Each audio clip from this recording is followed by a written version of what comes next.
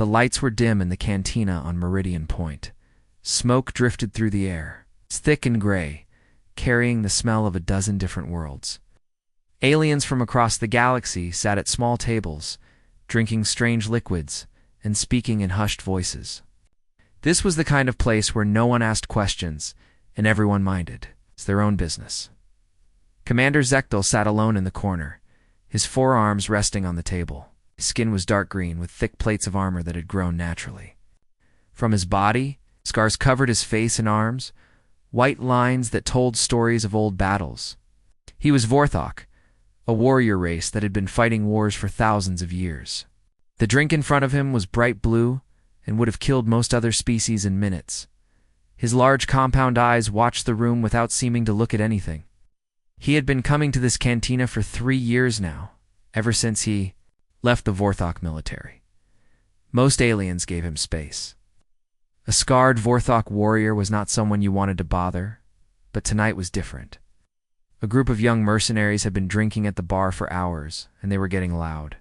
There were 5 of them. 2 were saurians, tall lizard-like creatures with sharp teeth and quick movements. 1 was Clixie, an insect being with 6 legs and wings that buzzed when he got excited. The other 2 were Nethmori, pale blue creatures. That looked almost like ghosts. They had been talking about their recent jobs, bragging about how much money they were making. But now their talk had turned to humans. "Easy targets," said one of the saurians, his voice carrying across the room. "Soft pink things with no claws, no armor, no real weapons. We hit 3 of their colonies last month. They ran like scared children." The Clixie clicked his mandibles in what passed for laughter among his kind. Humans are weak. They have no natural weapons at all. How did such a pathetic species even survive long enough to reach the stars? "Their ships are decent," admitted one of the Nethmori. "But put them in real combat, and they fall apart. We killed 20 of them, and only lost 1 fighter." Zechtel's hand tightened around his glass. The other aliens in the cantina were starting to notice the conversation. Some looked uncomfortable, others seemed curious. But all of them could feel the tension building. The saurian, who had spoken first, stood up swaying slightly from drink. "I heard the Vorthok fought humans during the border wars. Bet that was a short fight." He looked around the room and his eyes fell on Zechtel. "Hey, old warrior, you look like you've seen some action. Ever fight humans?" The cantina went quiet. Even the music stopped. Everyone knew that bothering a Vorthok veteran was not a smart move. But the young mercenaries were too drunk and too confident to care. Zechtel slowly lifted his glass and took a sip. Then he set it down and looked at the group. When he spoke, his voice was low and rough, like rocks grinding together. "Yes," he said, "I fought humans." The saurian grinned, showing his sharp teeth. "How long did it take? Few hours a day? 8, 15? "Years," Zechtel replied. The grin faded from the saurian's face. "What do you mean?" Zechtel stood up slowly. He was tall, even for a Vorthok, and his forearms made him look even more imposing. A natural armor on his chest and shoulders caught the dim light, showing the deep scars that covered his body. The Terran-Vorthok border conflicts lasted 15 years, he said. "And in all that time, I learned something that you have not." The young mercenaries looked at each other nervously. The Clixie's wings had stopped buzzing. The Nethmori had gone even paler than usual. "What's that supposed to mean?" asked the second saurian, trying to sound tough. Zechtel walked toward their table, his heavy footsteps echoing in the silent room. "It means you know nothing about human warfare. You attacked civilian colonies. Farmers, miners, families. You fought humans who had never held weapons before that day." He stopped a few feet from their table. His compound eyes reflected the light like black mirrors. "You have never faced human soldiers. You have never seen what they become when they decide to fight." The first saurian tried to laugh, but it came out as more of a croak. "Come on, old-timer. They're just humans. Soft, weak, slow. They don't even have proper weapons." "No," Zechtel agreed. "They don't have claws like you. Don't have armor like me. They don't have wings like him." He pointed at the Clixie. They don't have the natural abilities of any warrior race. He paused, and the silence stretched out like a held breath. But that makes them more dangerous, not less. One of the Nethmori spoke up, his voice barely a whisper. How can weakness make them dangerous? Zechtel's mandibles clicked, a sound that made several aliens in the cantina step back. It was not a laugh, it was a warning, because they choose to fight, he said. When a Vorthok fights, it is instinct. We are born warriors. When a Saurian fights, it is nature. You are hunters. But when a human fights, it is a decision. And they pay a price for that decision that you cannot understand. The young mercenaries were quiet now.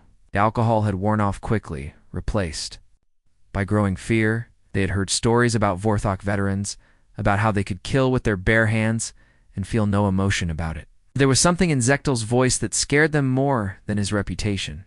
I was a battalion commander, Zechtel continued. I led 3,000 warriors into battle against human forces. We had better weapons, better armor, better training. We were born to fight. They were shopkeepers and farmers and teachers who had picked up guns because they had to. They sat down at their table without being invited. The young mercenaries pressed back in their chairs, trying to get away from him without actually running. Do you want to know what happened? Zechtel asked. None of them answered, but he could see the curiosity in their eyes. Fear and curiosity mixed together. I will tell you, he said. I will tell you about the humans I fought. I will tell you about Jake Morrison and Lisa Hayes and Peter Walsh. I will tell you about Danny Rodriguez and Amy Stone. I will tell you about what humans become when they have something to protect. He picked up his glass and took another sip of the blue liquid. But I warn you, these are not pleasant stories. They are not tales of glory or honor. They are haunting stories, stories that will follow you into your dreams. Ow, the Clixie's wings twitched nervously. Why are you telling us this? Zechtel looked at him with those black compound eyes. Because you are young and stupid and you think you understand war? Because you will go out there and attack more human colonies and sooner or later you will meet real human soldiers? And when that happens, you will die. He leaned back in his chair. Less you listen to what I have to say, less you learn. What I learned at a cost that I hope you never have to pay. The cantina was completely silent now. Even the bartender had stopped moving. Everyone was listening, waiting to hear what the old warrior would say next.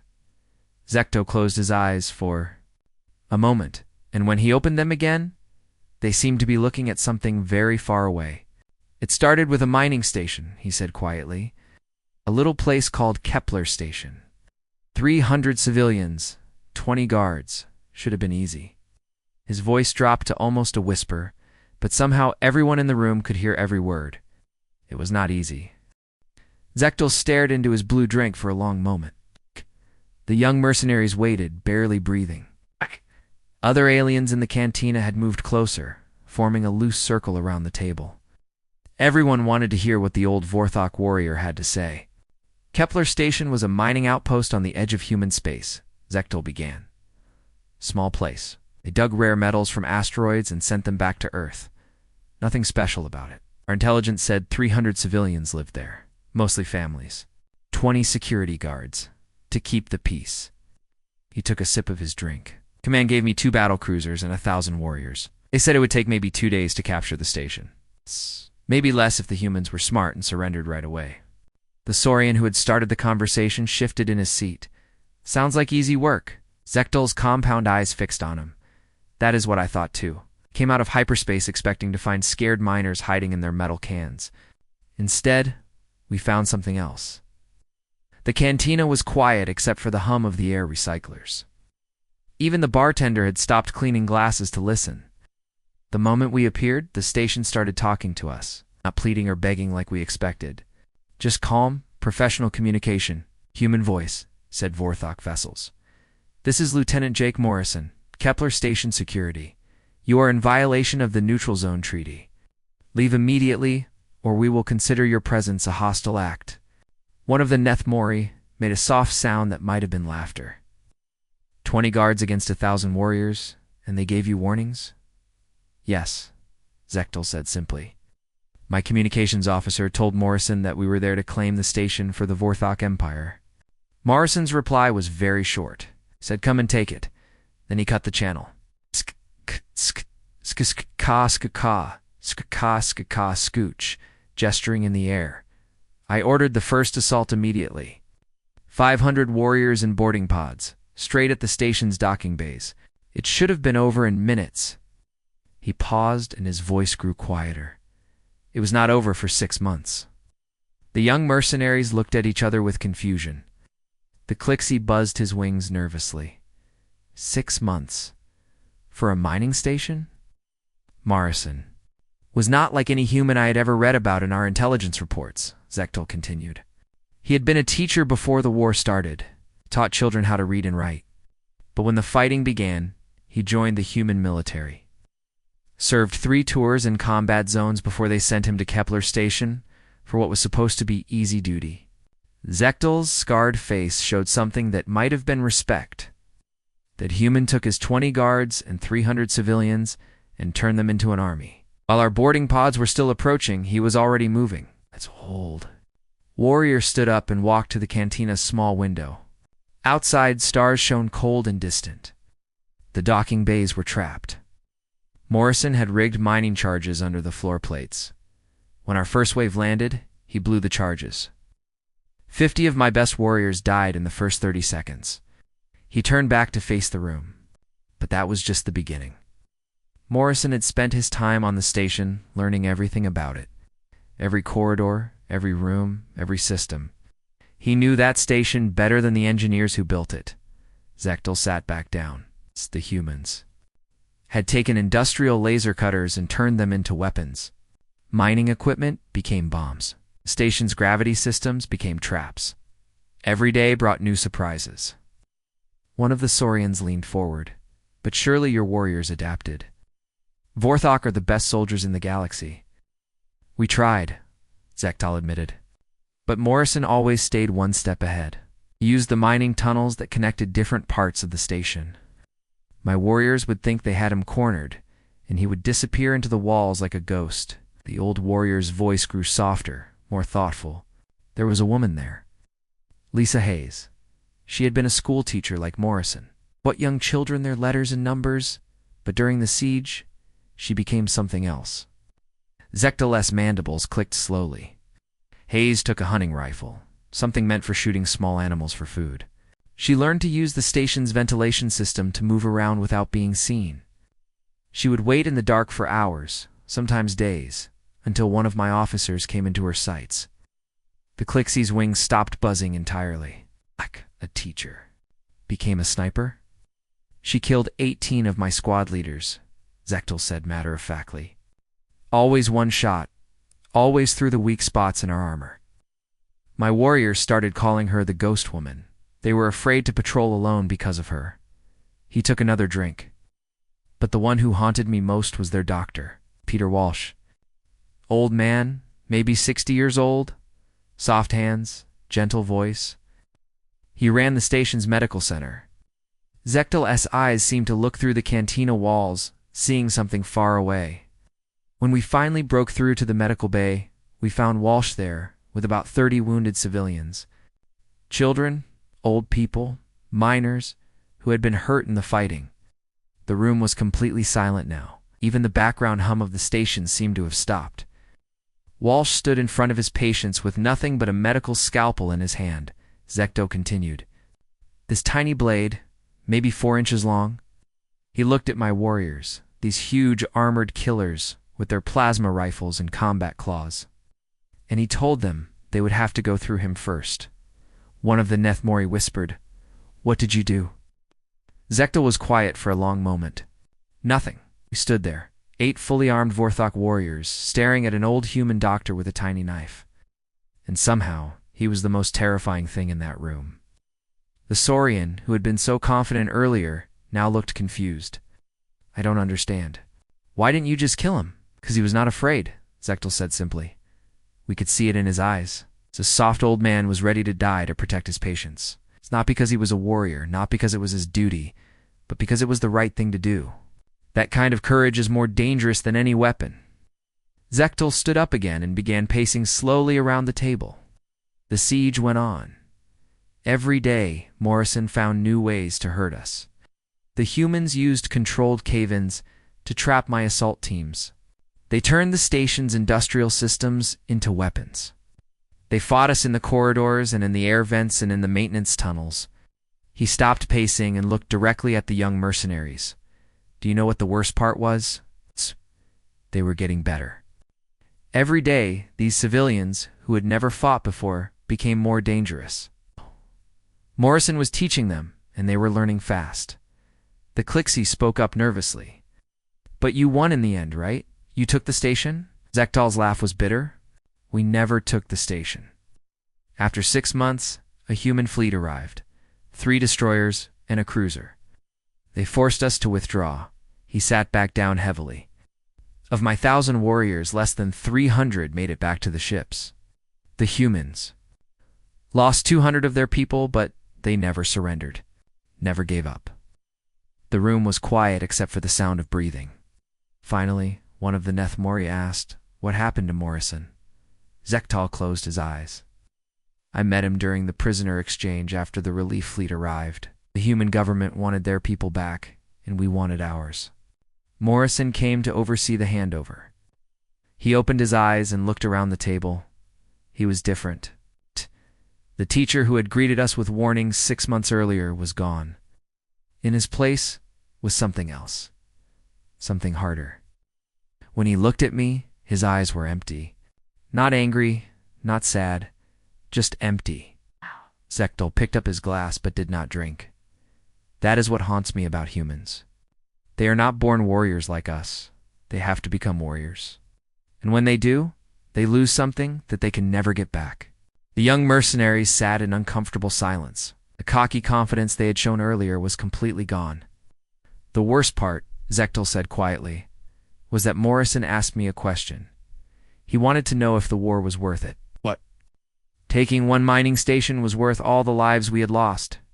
He finally took a drink. I could not answer him. I still cannot answer him. The old warrior looked around the cantina at all the aliens who had gathered to listen to his story. God? That was my first lesson about human warfare. They do not fight because they love battle. They fight because they love something more than their own lives, and that makes them more dangerous than any warrior race in the galaxy. The cantina had grown more crowded as words spread about the old Vorthok warrior telling stories. Aliens from different tables had moved closer, some standing against the walls, others pulling up chairs. The young mercenaries who had started this conversation now looked very uncomfortable, but they could not leave without seeming like cowards. Zechtel noticed the growing audience, but did not seem to care. He stared into his blue drink, lost in memories that were 15 years old, but still felt fresh. Kepler Station taught me that humans could be dangerous when they worked together, he said slowly. But my second lesson was even harder to learn. I came on a jungle planet called Signis 7. One of the Saurians tried to sound casual. Another mining colony? No, Zechtel replied. Signis 7 was different. It was a research station where human scientists studied the local plants and animals. Very peaceful place. When the war spread to that sector, we invaded with 5,000 troops. The humans had maybe 200 people there, and most of them were not soldiers. He lifted his glass, but set it down without drinking. The invasion went exactly as planned. We landed, took the main research facility, captured most of the humans. It should have been over in one day. The Clixie leaned forward. Should have been. One of their soldiers got separated during the fighting. Captain Danny Rodriguez. Our intelligence said he was dead, killed in the first attack. We found his crashed transport ship in the jungle, burned and empty. We assumed he had died in the wreck. Zechtel's compound eyes reflected the cantina lights like dark mirrors. For 8 months, we held Signis 7. 5,000 Vorthok troops controlling one research station and the jungle around it. It should have been easy duty. Paused, and his voice grew quieter. It was not easy duty. An old trader from the back of the room called out, "What happened?" Zechtel looked toward the voice. Rodriguez was not dead. He was living in the jungle, and he was hunting us. The young mercenaries exchanged glances. The first Saurian spoke up. One human against 5,000 Vorthok? That's impossible. Is what I thought too, Zechtel agreed. Rodriguez was not like other soldiers. Before the war, he had been a scientist, a botanist who studied plants. He had joined the military to see alien worlds and learn about their plant life. Zechtel stood up and walked to the window again. Signis 7 is a dangerous planet. The jungle is full of things that want to kill you. Poisonous plants, carnivorous, trees, animals with claws like knives. Most species avoid places like that. He turned back to face the room. But Rodriguez knew plants. He understood how the jungle worked. Instead of fighting against it, he made it his ally. The old warrior began pacing again, his forearms moving as he spoke. At first, we just lost a few soldiers, patrols that did not come back. We found their bodies days later, killed by local animals or poisonous plants. How we thought it was just the jungle being dangerous. One of the Nethmori spoke softly, but it was not the jungle. No, Zechtel confirmed. Rodriguez was leading our patrols into traps. He would leave false trails that took my warriors to carnivorous plant groves, or trigger stampedes of the local animals. He used the planet's frequent lightning storms to mask his movements. Zechtel sat back down, but his posture was tense. After 2 months, I realized we were dealing with something unusual. I assigned my best hunters to track him down. Elite Vorthok trackers, warriors who had hunted prey across dozens of worlds. The cantina was completely silent. Even the background music had stopped. Rodriguez hunted the hunters, Zechtel said simply. One by one, my best trackers disappeared. We would find their equipment arranged in impossible patterns. Messages written in our own language, warning us about attacks that came exactly when he promised they would. The Clixie's wings buzzed nervously. How could one human do all that? The Zechtel's mandibles clicked in that sound that was not quite laughter. That was what made it so terrifying. We were not just fighting a soldier. We were fighting someone who understood our psychology better than we understood his. He picked up his glass and took a small sip. Rodriguez would sneak into our most secure camps and leave evidence that he had been there. Not to steal anything or hurt anyone, just to prove that he could. He wanted us to know that nowhere was safe. One of the young mercenaries shifted uncomfortably. That sounds like torture.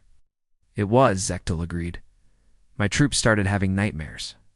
They saw Rodriguez in every shadow, heard him in every shadow, heard him in every shadow.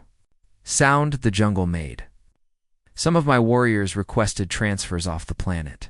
Others started making mistakes because they were so afraid. The old warrior's voice grew thoughtful. But the strangest part was that Rodriguez was not trying to win the war. He was just trying to survive. Every attack, every trap, every psychological game was designed to keep us focused on him instead of the human prisoners we held. A trader near the wall called out, "Did you ever catch him?" Zechtel nodded slowly. After 8 months, we finally cornered him. It was in an ancient temple built by the planet's original inhabitants, long dead. Rodriguez had been wounded in our last attack and could not run anymore. He closed his eyes for a moment. We surrounded the temple with 200 warriors. There was no way out. I went in personally to capture him. The room held its breath. I found Rodriguez sitting against a wall, bleeding from a plasma burn on his leg. He looked up at me and smiled. Just smiled. Not afraid, not angry, like he was happy to see me. Zechtel opened his eyes. I asked him why he was smiling. He said he was glad it was finally over. Then he pressed a button on a small device. Saurian leaned forward. A bomb? No, Zechtel replied. A transmitter. Rodriguez had been calling in intelligence reports the entire time he was hiding in the jungle. Every troop movement, every supply drop, every weakness in our defenses. The human fleet knew exactly where to hit us. The old warrior's voice grew bitter. While we were hunting one man in the jungle, he was telling his people how to destroy us. The attack came 6 hours after we captured him. 3 human destroyers hit our main base while most of my troops were still out looking for Rodriguez. One of the Nethmori whispered, "What happened to him?" The human strike team extracted him during the attack, Zechtel said. I watched him walk past my warriors like we were not even there. But I noticed something that bothered me. He paused, lost in memory. His hands were shaking. Rodriguez had spent 8 months alone in a hostile jungle, constantly afraid, constantly fighting for his life. The cost of what he had done was written in every line of his face. Zectel took another drink. Later, I learned more about Rodriguez from intelligence reports. Before the war, he had been a quiet man, shy, almost. He loved plants more than people, and spent most of his time in laboratories or gardens. The cantina was so quiet that the hum of the air recyclers sounded loud. The jungle had changed him into something else, something that even his own species found disturbing. The extraction team reported that Rodriguez could not sleep without weapons within reach. He spoke to plants like they were people. He would sometimes stop talking in the middle of sentences and stare at nothing for minutes at a time. Zectel looked around the room at all the listening faces. That is the second thing I learned about humans. They do not just fight their enemies, they fight themselves. Every transformation they make, every skill they learn, every hard choice they make changes them forever. The young mercenaries were very quiet now. Their earlier confidence was completely gone. Rodriguez survived the war, Zecto continued. He went back to his botanical research. But according to our intelligence, he never again worked on alien worlds. He stayed on Earth, in safe laboratories, studying plants that could not hurt him. The old warrior finished his drink and set the glass down with a soft click. The humans who fight us pay a price that we cannot understand. We Vorthok are born warriors. Combat is natural for us. But humans must become warriors, and that becoming costs them pieces of themselves that they can never get back. He looked directly at the young mercenaries. Rodriguez was one man who held up 5,000 Vorthok troops for 8 months. Not because he was stronger or faster or better armed, but because he was willing to pay a price that no sane warrior would ever pay. The Saurian who had started the conversation hours earlier asked quietly, "What price?" Zectal's compound eyes seemed to look right through him. His peace of mind, his ability to trust, his connection to the person he used to be. Rodriguez gave up everything that made him human in order to stay alive long enough to help his people. The old warrior stood, up slowly. And that is why humans are the most dangerous species in the galaxy. It's not because they are strong or fast or naturally violent, but because they are willing to sacrifice everything, including themselves, for something they believe in. The cantina remained silent as Zecto walked back to his table. Everyone was thinking about what they had heard, about the implications of fighting an enemy that could transform so completely. "The Phantom of Signis 7, Zectel said softly, settling back into his chair. "That is what my troops called Rodriguez. Even after he was gone, they still saw him in every shadow. Still heard him in every sound the jungle made." He looked around the room one more time. "Some fears stay with you forever." The cantina had filled completely now. Word had spread through Meridian Point that an old Vorthok veteran was telling war stories.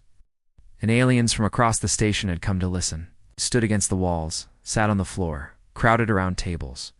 Even the bartender had stopped working to hear what Zectel would say next.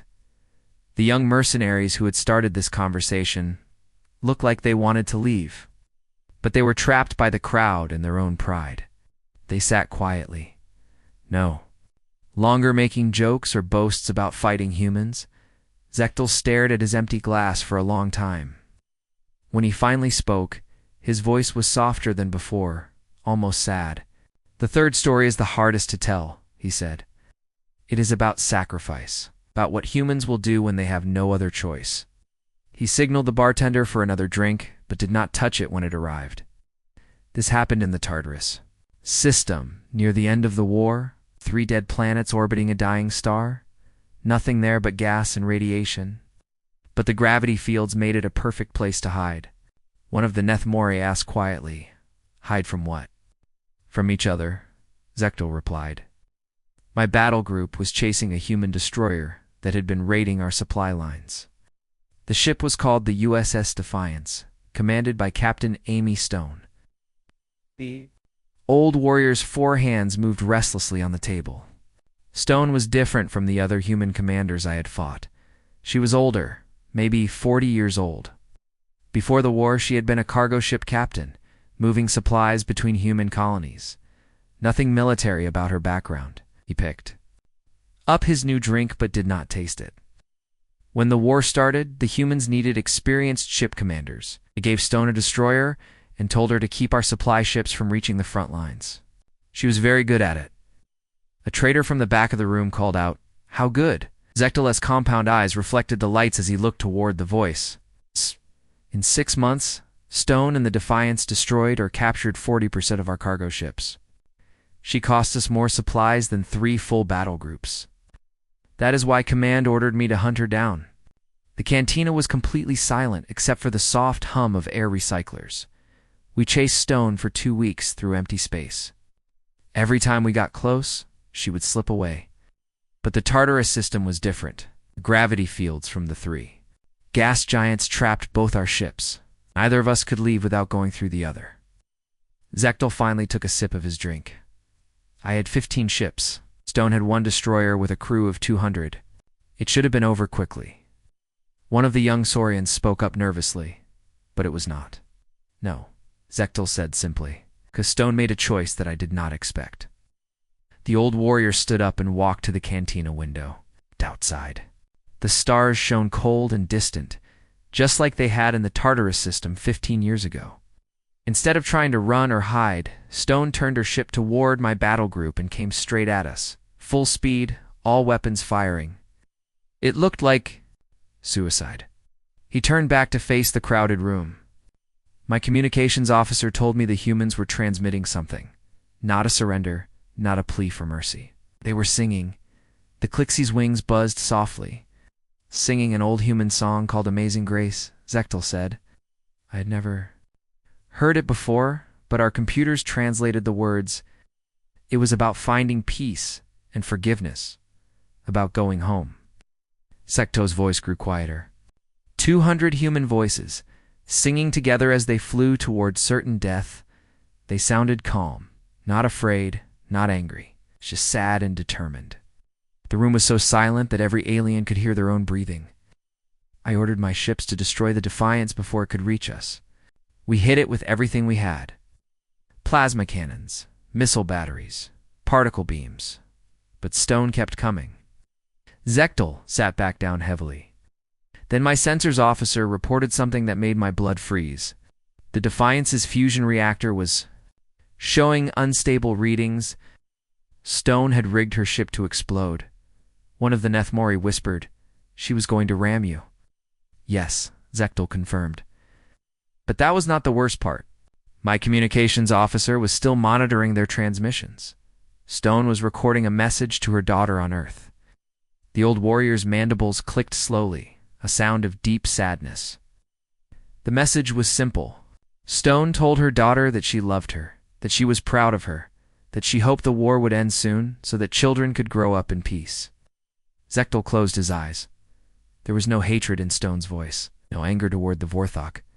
She did not call us monsters or enemies. She just sounded tired, like someone who had been carrying a heavy weight for too long. The cantina remained completely quiet. Even the background hum seemed to have stopped. Stone told her daughter to be kind to people, to study hard in school, to remember that the universe was full of beautiful things worth protecting. She said that sometimes people had to make hard choices, but that love was always the right answer. Zechtel opened his eyes and looked around the room.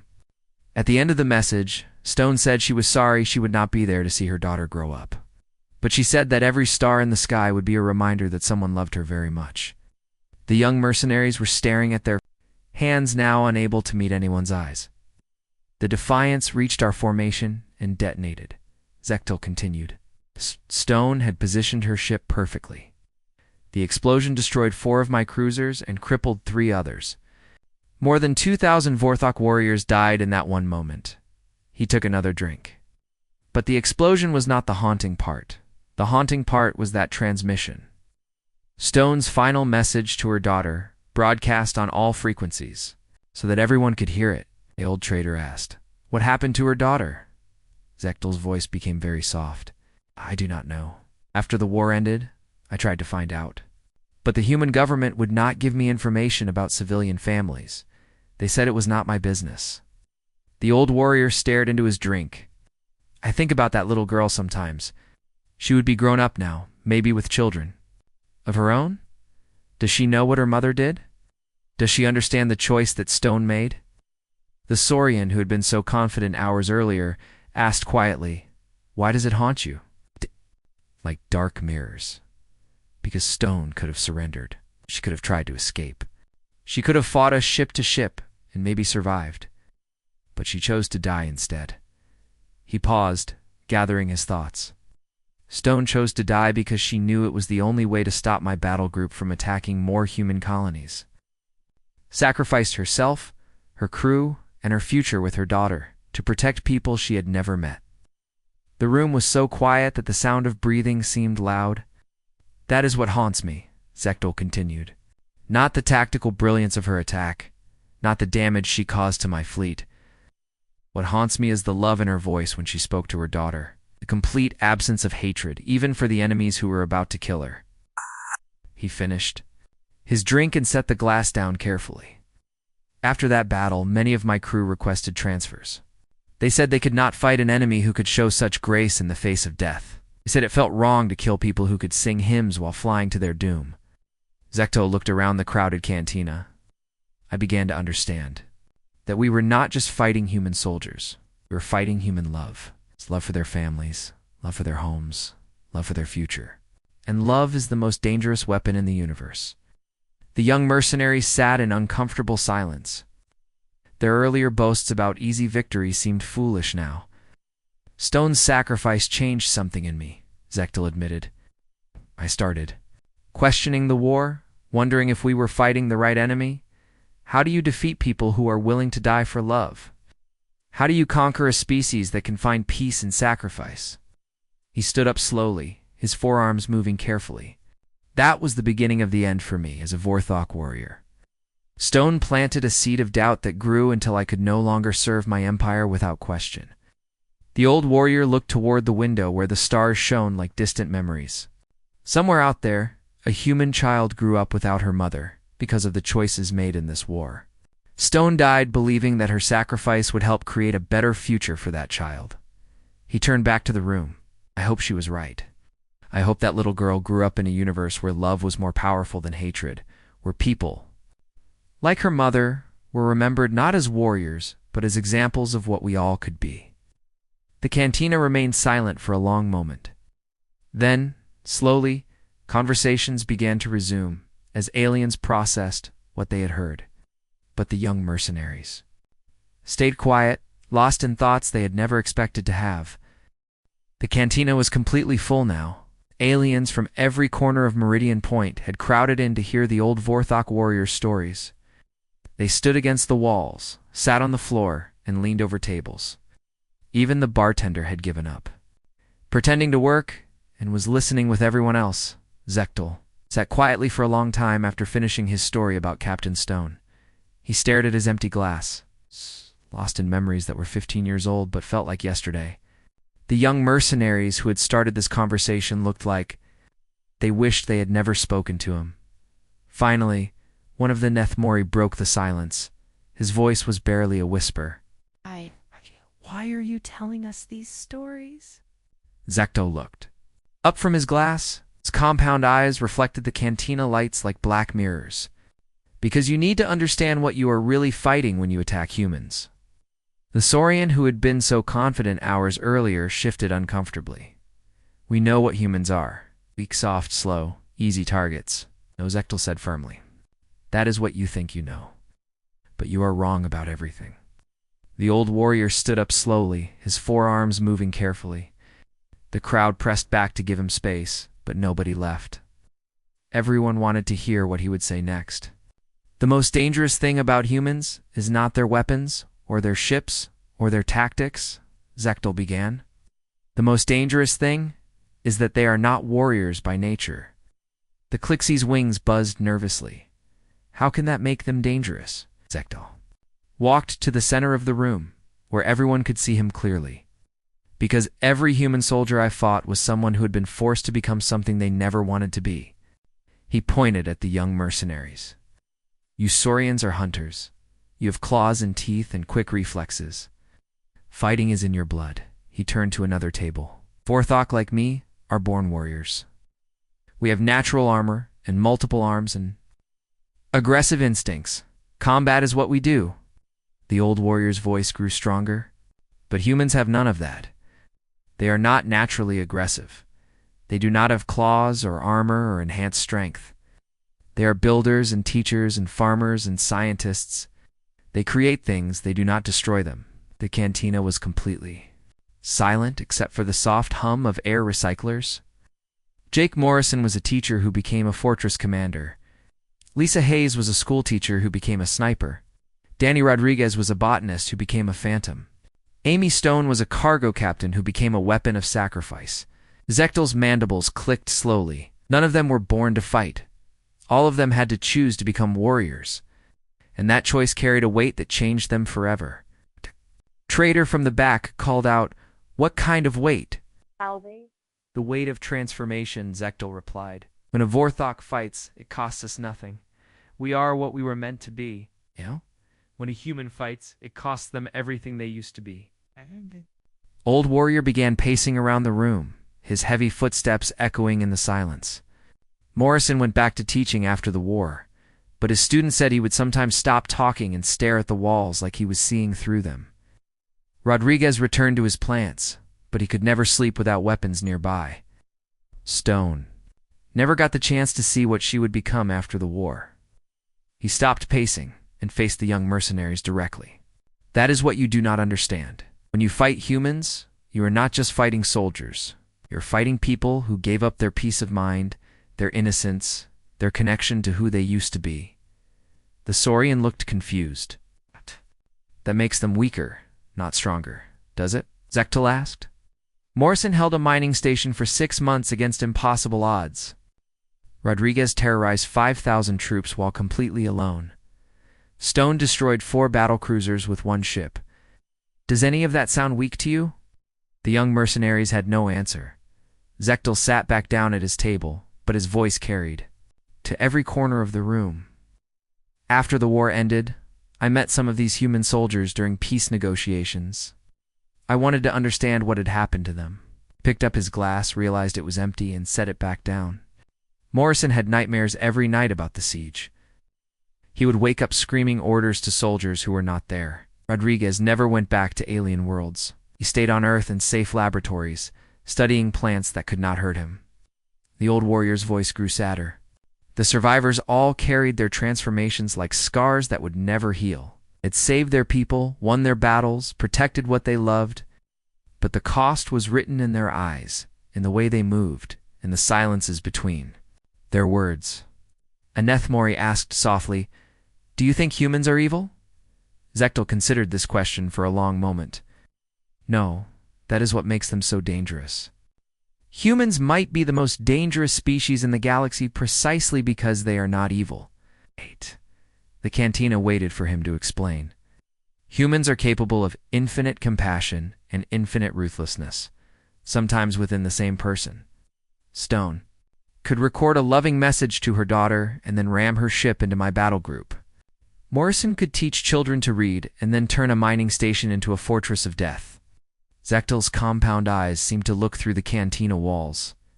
"A species that can sing hymns while flying to their deaths is one that will never be truly understood or predicted.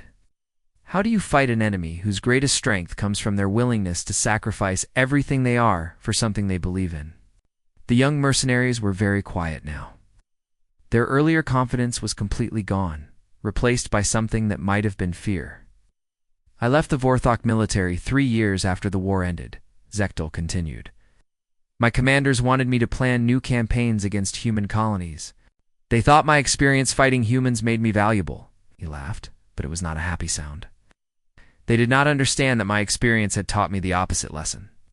I had learned that fighting humans was not about tactics or weapons or strategy. It was about being willing to pay a price that no sane warrior should ever pay." The bartender finally moved, refilling Zechtel's glass without being asked. The old warrior nodded his thanks but did not drink. "Every night, I dream about the humans I fought, he said quietly. Not the battles or the explosions or the deaths. I dream about their faces. Morrison's empty stare, Rodriguez's shaking hands, Stone's calm voice as she said goodbye to her daughter. The room was so quiet that breathing seemed loud. That is why I am here, on this trading station. Far from both empires, Zechtel explained. I cannot serve an empire that wants to fight humans, and I cannot forget the lessons that humans taught me about the true cost of war. He looked around. The crowded cantina. You ask me why I am telling you these stories. I am telling you because you are young and foolish, and you think you understand what war means. You attack civilian colonies and call it victory. You fight farmers and miners and call yourselves warriors. His voice grew harder. But someday you will meet real human soldiers. And when that happens, you will face people who have given up everything they used to be in order to protect what they love. You will face the transformed. The Saurian who had started this conversation asked quietly, "What should we do?" Zechtel picked up his glass and took a small sip. Learn, think, choose your battles carefully, and remember that in the vast darkness of space, the most dangerous enemies are not those who love war, but those who fight because they love something more than their own lives. The old warrior stood up slowly. I have been recording these stories, adding them to a collection I plan to share with my own people, not as propaganda or military intelligence, but as a warning. He looked toward the cantina window, where the stars shone cold and distant. Somewhere out there, humans continue their quiet expansion into the galaxy. They carry within themselves both the capacity for transcendent sacrifice and terrifying resolve. Zechtel raised his glass in a solitary toast. Two warriors on both sides who paid prices that could never be calculated in mere casualties. The cantina began to empty slowly as aliens filed out in thoughtful silence. The young mercenaries sat at their table for a long time, staring at their drinks and thinking about things they had never considered before. Eventually, they too left, walking carefully like people who had learned something heavy. Zechtel sat, alone again just as he had when the evening began.